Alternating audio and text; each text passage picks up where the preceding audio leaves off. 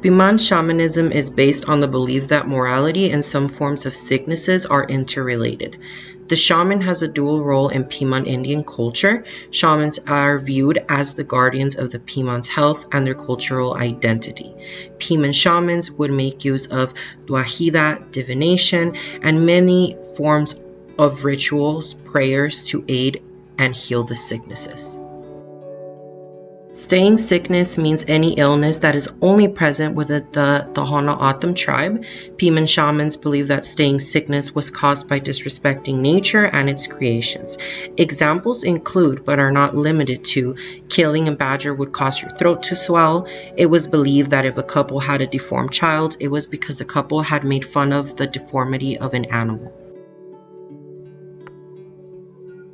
Within the Tohono O'odham tribe, they had designated healers known as medicine men or shaman.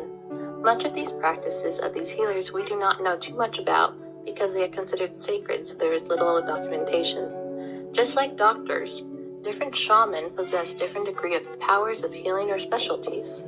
One testimonial from Richard Joaquin testifies of one of those specialties. His brother-in-law had broken his leg and went to see a medicine man who was known to fix broken bones.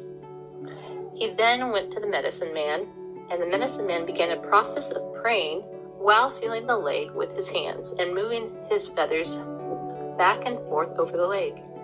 Then the medicine man told the man who had broken his bone that his leg was fixed and that he should take it easy.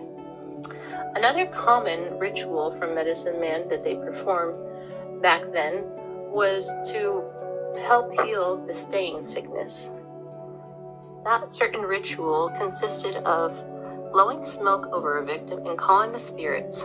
Then ritual specialists would use songs to remove sick-making spirits and make peace with them.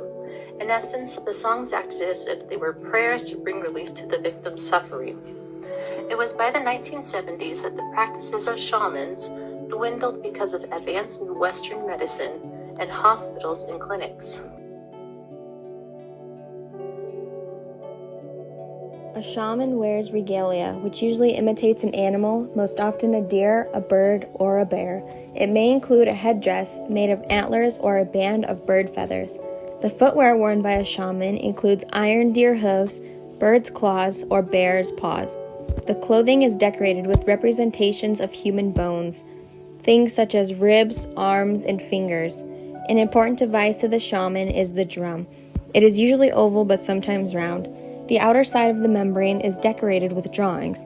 The handle is usually in the shape of a cross. The drumstick is made of wood or horn, and the beating surface is covered with fur. In some cases, the drumstick is decorated with human and animal figures, and rattling rings often hang down from it. During the trance brought on by the sound of the drum, the soul of the shaman travels to the realm of the spirits. The shaman makes the journey on a drum as if riding on an animal, the drumstick being his rein. Sometimes the shaman makes the journey on a river, and the drum is his boat, the drumstick being his oar. The dance of the shamanistic ceremonies all have their own rules and regulations. The main elements are soft steps, flowing arm movements, and whirling. Shamanic dancing is a doorway to the world of the spirits. The shaman uses dance to call the spirits and bring them into our world. This way of working offers an intimate and direct connection and is one of the most empowering and clear ways of contacting the spirit world. Shamanic dancing summons the spirits, inviting them to dance with us as much as we dance with them. In shamanic dance, the main form of communication happens through movement, which can be seen as a kind of shamanic journey. During the whirling movements directed to the left, the shaman is able to connect this world with that of the spirits. The shaman's dance also aims to entertain the spirits. The energy flows from the chest area through the extended arms to the hands and fingers. This kind of ecstatic, almost trance-like emotion is typical of many of the shaman traditional dances.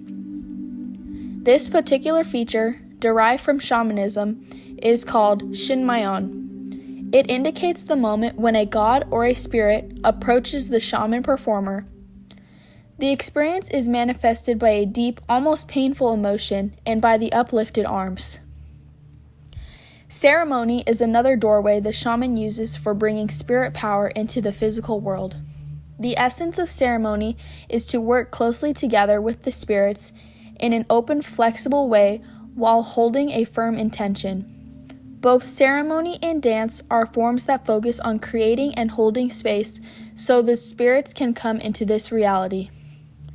Dance and ceremony are often combined to create strong spiritual experiences, not only on an individual level, but also for communities.